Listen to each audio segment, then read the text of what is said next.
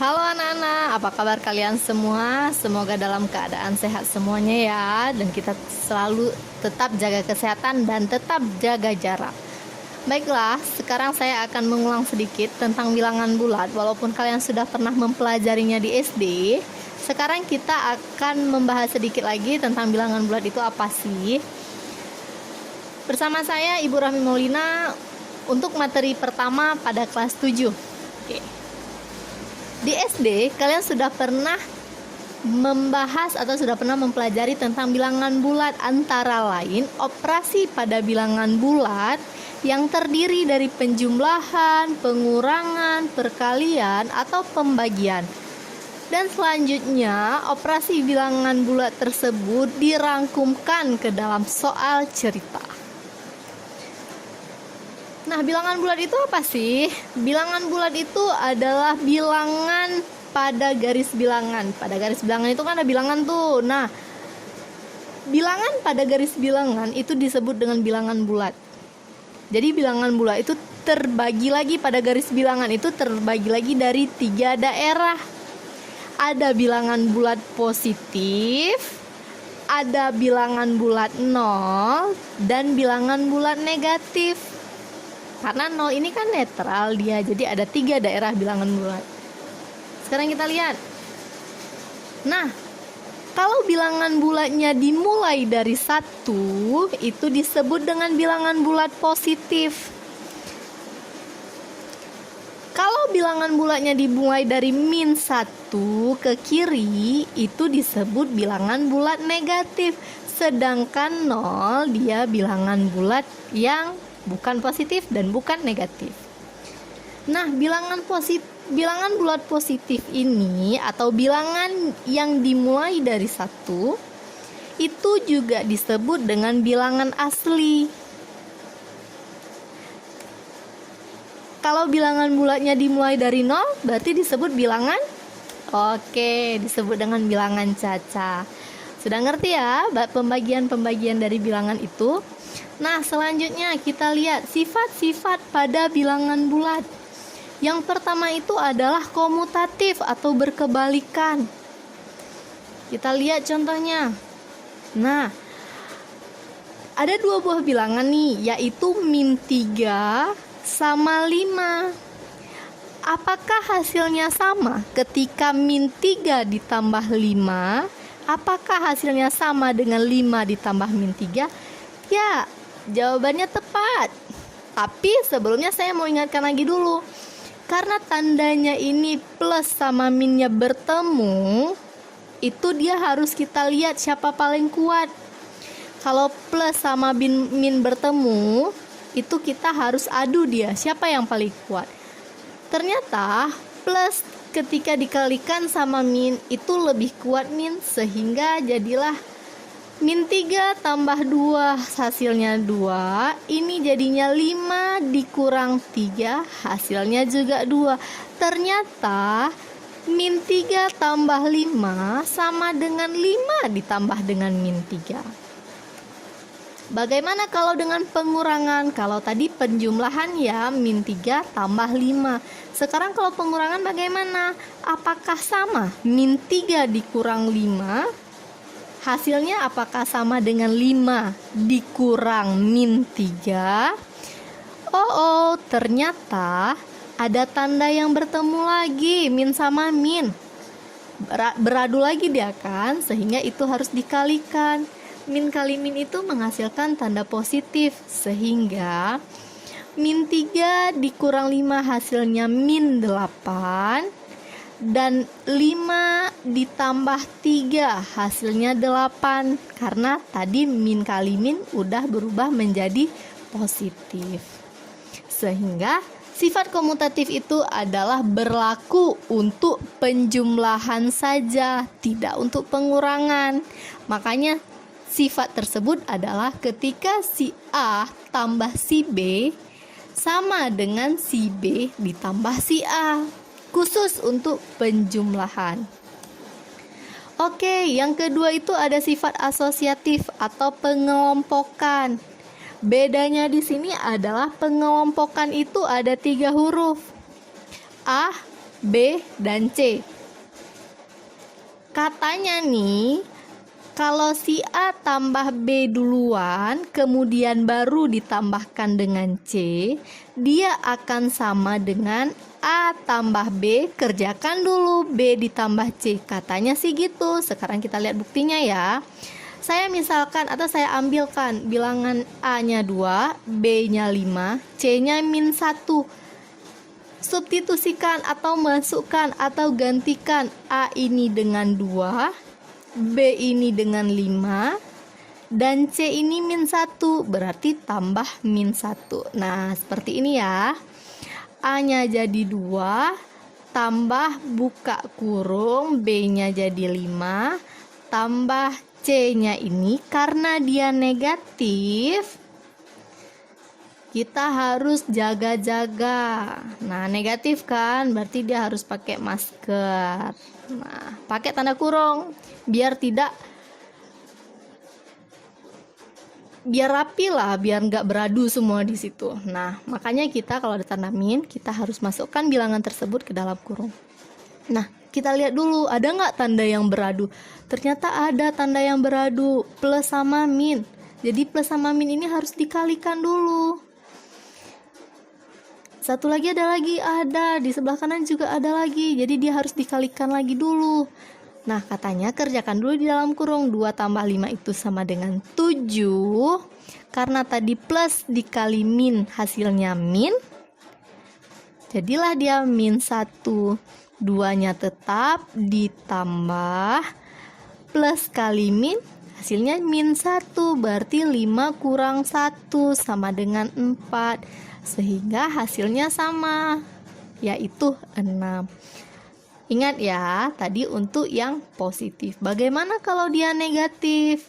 Kalau dia negatif, apakah sama hasilnya? Sekarang kita lihat. Ternyata ada lagi tanda yang beradu. Kita harus kalikan dulu min kali min, jadinya plus. Ini juga dikalikan lagi min kali min, jadinya plus.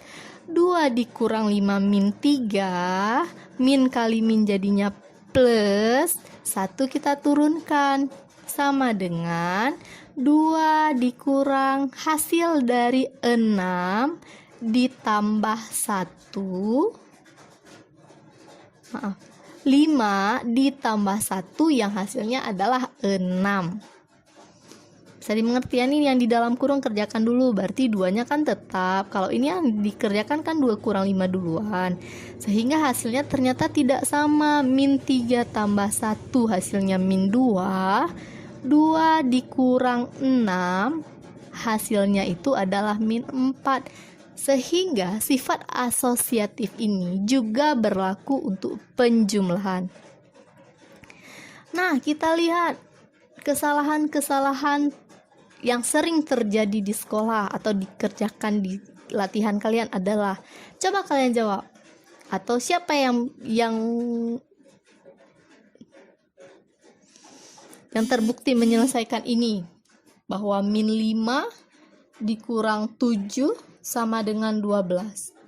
Ayo, siapa yang pernah mengaku aja?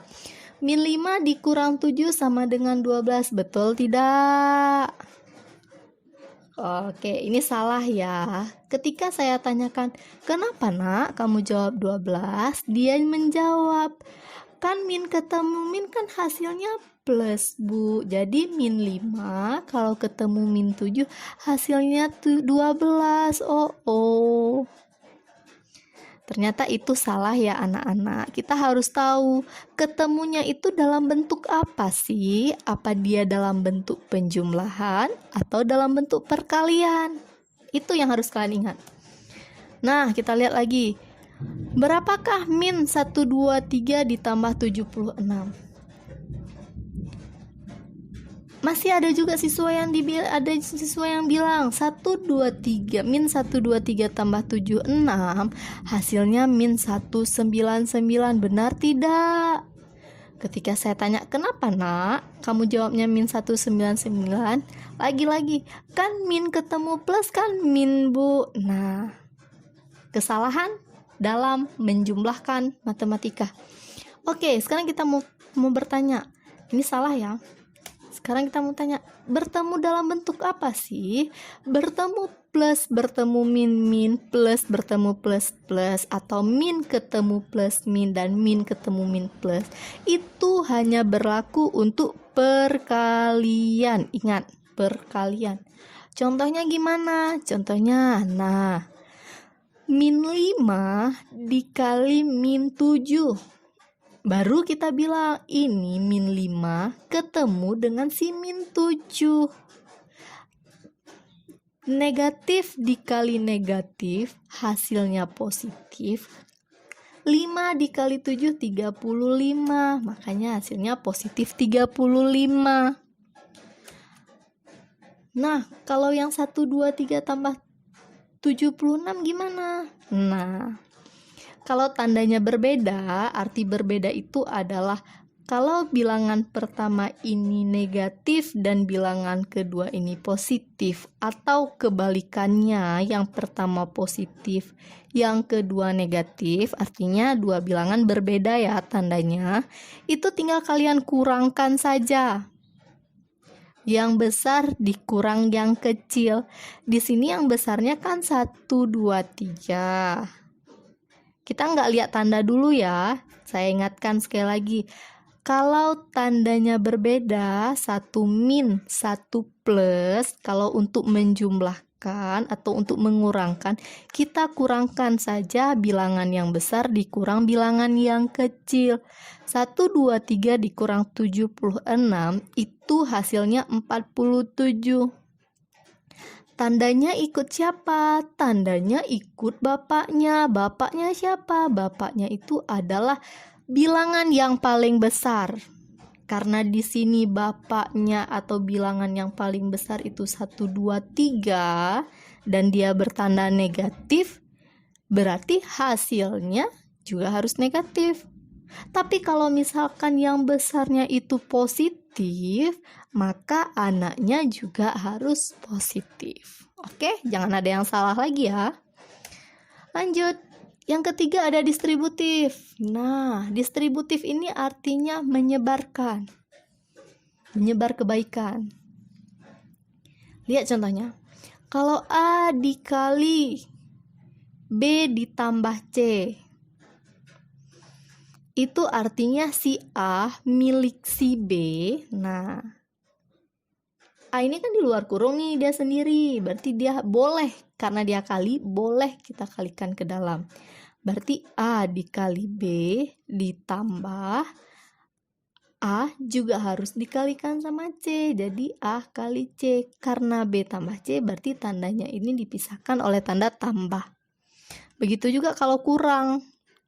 A kali B dikurang C, berarti A dikali B dulu, karena dia kurangkan, baru A dikali C. Nah, itu disebut dengan distributif. Apa harus dari distributif seperti ini? Enggak. Boleh dari kiri ke kanan atau dari kanan ke kiri, seperti contoh yang ini. Nah, perhatikan. Ini kan A-nya kan nggak di luar, tapi kita harus taruh A-nya itu di luar. Apakah kita harus cari satu-satu dulu? 19 kali 76 ditambah dengan hasil dari 19 kali 24. Oh, nggak usah. Sekarang perhatikan yang di dalam kurung. Tapi harus kali ya, ingat yang di dalam kurung ini harus kali. Ada nggak tanda angka yang sama? Kalau ada, keluarkan dia. Karena 19 ini sama 19 ini sama, berarti dia ambil satu aja. Perhatikan contoh yang satu. A sama A. Boleh A-nya kita keluarkan, tinggal ditambah yang lainnya B tambah C. Karena ini 19 sama 19 sama, kita keluarkan dia. Tinggallah 76 ditambah 24. Nah, sekarang kita tinggal menjumlahkan aja. 76 tambah 24 berapa? Mudah kan? Nah, itu pergunaan atau itu yang digunakan dalam sifat distributif. Bisa dimengerti? Mudah-mudahan bisa dimengerti. Nah, pembahasan soal. Kemarin itu pertama kali kita bertemu, saya langsung kasih soal untuk kalian. Ternyata banyak yang salah dalam soal yang seperti ini. Cuman 25% siswa yang benar menjawabnya. Nah, kalau jumpa soal matematika, yang pertama yang harus kalian lakukan itu adalah menganggap soal itu mudah. Kalau kalian langsung menjudge dia susah, kalian akan buyar semua dalam pemikiran kalian. Nah, caranya gimana? Ingat aja kalau ada dalam kurung, kerjakan dulu yang di dalam kurung. Min 6 tambah 6 bagi 2. Nah, satu lagi. Kalau ada yang di dalam kurung seperti 6 bagi 2, hasilnya itu tetap kurungkan dia aja dulu, biar nggak pening kita. Kemudian kurang lagi min 3 kali 3. Min 3 kali 3. Min kali plus. Min berarti min 9. Berarti min 6, kita tetap taruh min 6 tambah 6 bagi 2, 3 dikurang hasil kali min 3 kali 3 itu min 9. Nah, kemudian ada tanda lagi yang sama, min ketemu lagi sama si min, ketemunya ini dalam bentuk perkalian ya. Dari mana saya tahu bentuk perkalian? Karena antara min yang satu dengan min yang kedua ini tidak ada bilangan, makanya itu perkalian. Baru min kali min jadi plus. Ini penjumlahan biasa aja. Min 6 tambah 3, min 3, min 3 tambah 9, hasilnya adalah 6. Oke, sekarang kita lihat bagaimana untuk menyelesaikan soal cerita. Untuk menyelesaikan soal cerita itu, kita harus intonasinya itu harus jelas. Yang pertama, dengarkan saya baca. Untuk membuat sebuah ikat rambut, Rita membeli sebuah pita dengan panjang 10 meter. Stop. Buat dulu dia. 10 meter. Oke. Yang nantinya akan dipotong-potong dengan ukuran 20 cm. Berarti di bayangan kita 10 meter ini akan dipotong 20 cm. Nah, selanjutnya baca lagi. Jika pita sebelumnya memiliki sisa 70, oh ternyata di rumah dia masih ada sisa nih 70 cm. Gambar lagi. Nah, ini yang 70 cm-nya. Berapa banyak ikat rambut yang dibuat oleh Rita? Nah, karena tadi satu ikat rambutnya itu ukurannya 20 cm, kalau kita memiliki 10 meter yang kita ubah ke dalam sentimeter, itu tinggal kita bagikan aja. 1000 bagi 20. Jadinya adalah 50 pita. Bagaimana dengan yang 70 cm? Sama, 70 juga dibagi 20. Tapi kan ada sisanya, Bu. Nah, sisanya itu kita nggak usah anggap. Itulah yang disebut dengan sisa. Sisa itu kan nggak bisa kita buat apa-apa lagi. Jadi, yang sisa itu biarlah dia menjadi kenangan. Ketika 70 cm pita, itu dapat membuat 3 pita. Sehingga banyak pita atau total pita yang dapat dibuat itu adalah 53 pita. Oke, sampai di sini dulu penjelasan saya mengenai operasi dari bilangan bulat. Mudah-mudahan dapat dimengerti, dan selanjutnya silakan kerjakan latihan ini. Terima kasih.